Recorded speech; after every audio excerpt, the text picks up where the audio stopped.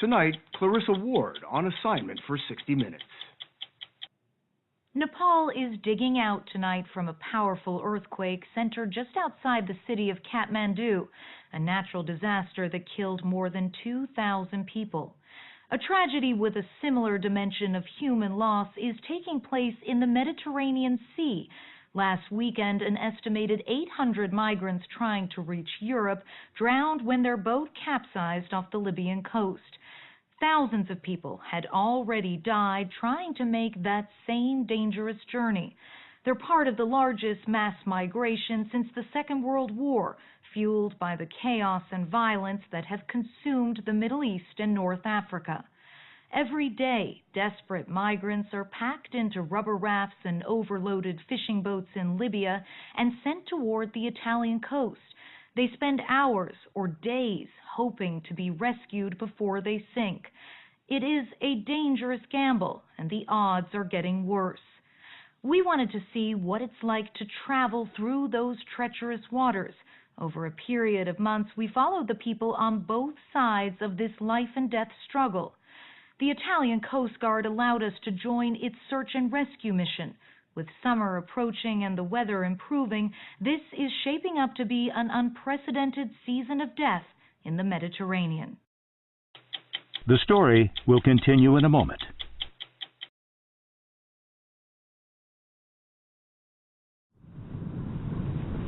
At first, it was just a tiny smudge on the horizon, dwarfed by a merchant ship nearby. But as we moved closer, we were able to make out human forms, around 50 people, we thought at first, packed into a rickety wooden fishing boat no more than 40 feet long, bobbing in the open sea. Okay, understood. 20 minutes, we arrive in the area. On the bridge of the Italian Coast Guard ship Fiorillo, the captain had received word that someone from the boat had used a satellite phone to call for help. The migrants were just 40 miles from the Libyan coast, well outside of Italian waters. But the law of the sea dictates that anyone who can help must. He sent 2 small launches to make the first approach. The crews threw bags stuffed with life jackets to the migrants. It's one of the most dangerous moments in any rescue. As desperate passengers surge towards their rescuers, boats like this often capsize. Sit down! Sit down! Eyewitnesses say that's exactly what happened in last weekend's disaster.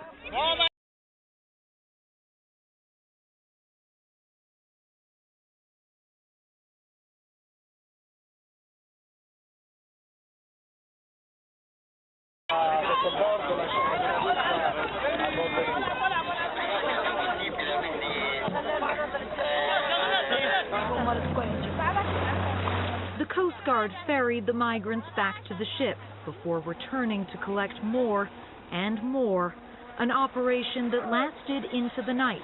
On this rescue, the final count, an incredible 301 migrants in a 40-foot fishing boat. It's a process that is being repeated day after day across this strip of the Mediterranean by Italian Coast Guard crews led by officers like Arturo and Certi. Last year, more than 170,000 people made the crossing. It's not easy to see every day for months people in the deep sea obliged to make this travel because they are escaping from wars, from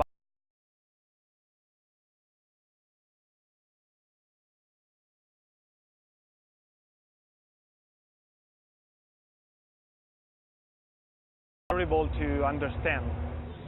Many were in a state of shock, wrapped in emergency blankets. They were given a basic medical checkup and some food. From the moment they set foot on this deck, these migrants have reached safety, but they've also, in a sense, crossed a border, because being rescued by the Italian Coast Guard means that they will reach Italy, and that is something they were willing to risk their lives for. On the rescue we witnessed, some of the migrants were refugees from Syria's brutal civil war, but most were fleeing the harsh dictatorship in the African country of Eritrea. They told us that conditions there were so brutal and opportunities so few that they were willing to travel more than 1,500 miles just to take a chance on a small boat. It is very dangerous, but to live in Eritrea is more dangerous from this.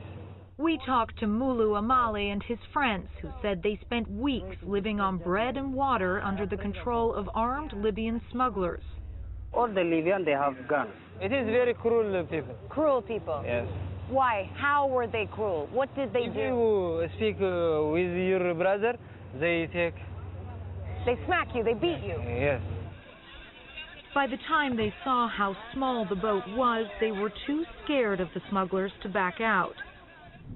The Coast Guard has now started to dread good weather. A flat blue sea can spell disaster, triggering a flood of refugees to attempt the crossing at once. We have never seen something like this. Captain Leopoldo Mana is the man who receives those desperate satellite phone calls from migrants abandoned by smugglers at sea. His Coast Guard command center in Rome works around the clock, knowing that if their boats don't take action, the migrants will likely die.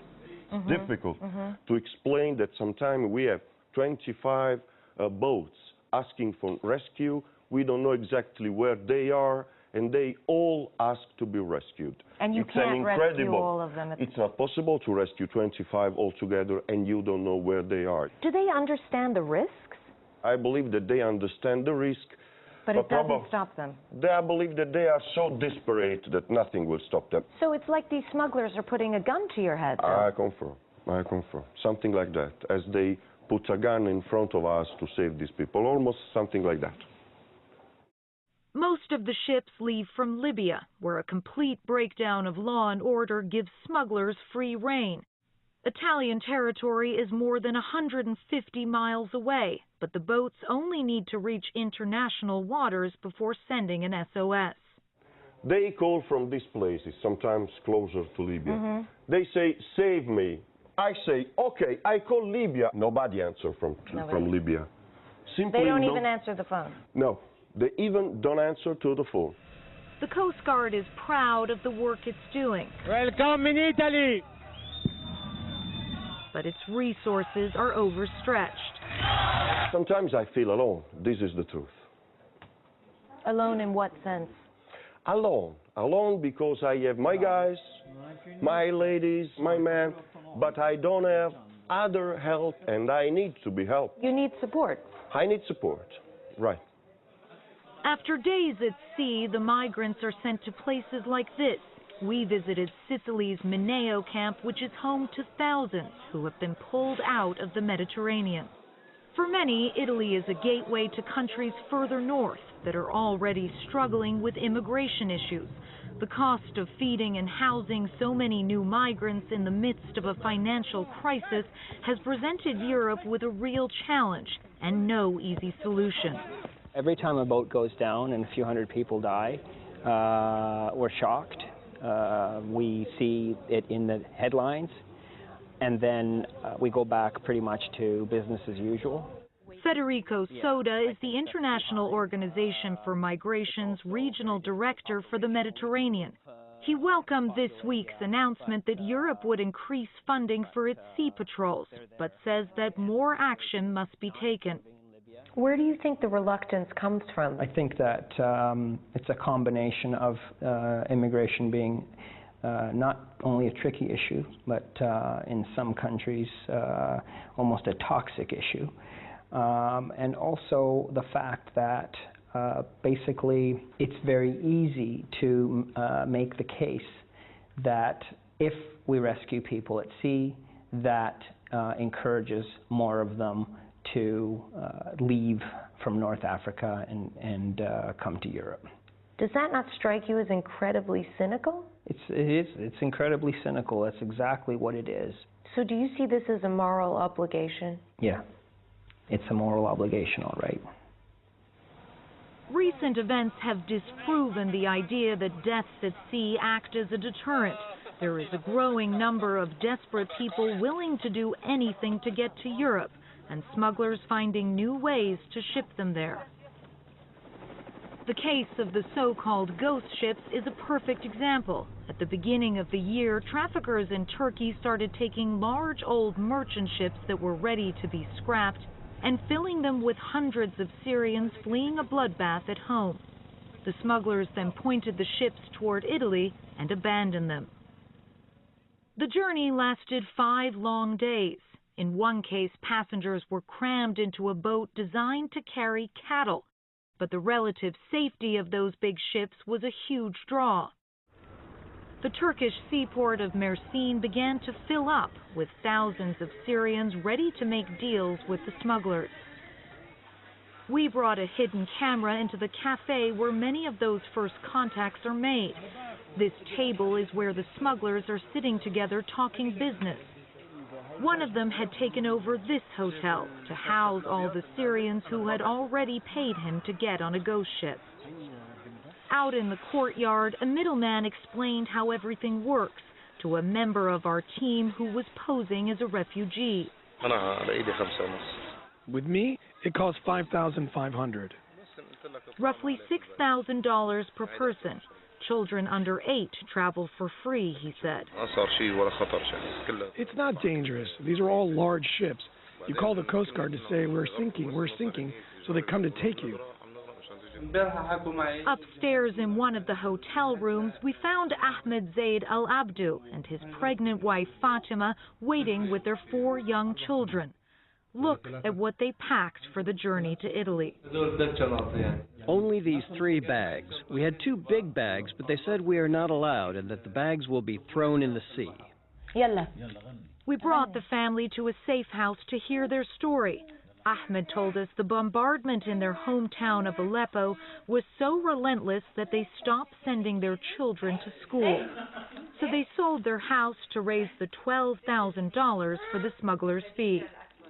I am afraid. I am afraid for my children, for my husband, but also for myself, that we will drown. Do you know how to swim? No. How do you feel as a father to have to make this choice? I made this decision because it's better than staying in my own country.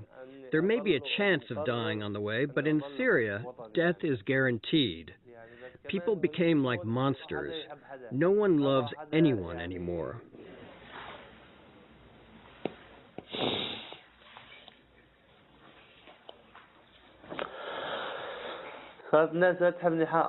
People don't love each other at all. A brother doesn't even love his brother. That's why I made this decision. And God willing, it will be all right. Would you have taken the risk if you had to go on one of the small boats? Or are you only doing this because it's a big boat? No, I wouldn't have traveled because the small boats mean death. But in the days after that interview, the Turkish government cracked down on the ghost ships, and the Syrian refugees began flooding in another direction, this time to Greece. Ahmed and his family had to take a gamble on a small boat after all. It was a rubber raft like this one, captured for us on a cell phone by another Syrian refugee who made the same dangerous journey to a Greek island. The safety measures are rudimentary. While some have life jackets, others wear inner tubes. One man holds a child's pool float. When they finally reach the shore, you can see their relief. Not everyone is so lucky. Just days ago, this boat, packed with Syrian migrants, broke up after hitting rocks off the coast of the Greek island of Rhodes. At least 3 were killed, one of them a small child.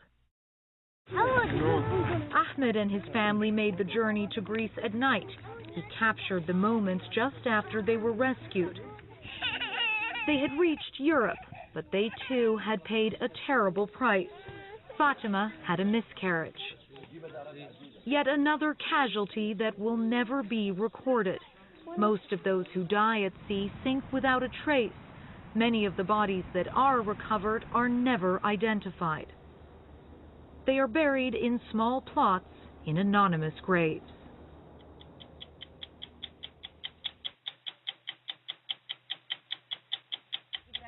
Clarissa Ward talks about life on the deck of a Coast Guard vessel with 300 rescued migrants. Go to 60minutesovertime.com, sponsored by Lyrica.